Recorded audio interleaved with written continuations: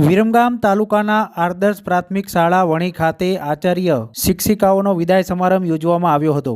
વિરમગામ તાલુકાના વણી ગામ ખાતે આવેલી આદર્શ પ્રાથમિક શાળામાં છેલ્લા ઘણા સમયથી ફરજ બજાવતા આચાર્ય હિરલબેન, શિક્ષિકા સંગીતાબેન, ભાવનાબેન, દીક્ષિતાબેનની બદલી થતાં વિદાય સમારંભ યોજવામાં આવ્યો હતો। આ સમયે શાળાના વિદ્યાર્થીઓ તેમજ વિદ્યાર્થિનીઓ અને શિક્ષકો અને ગ્રામજનો સહિત વાલીઓ ઉપસ્થિત રહ્યા હતા।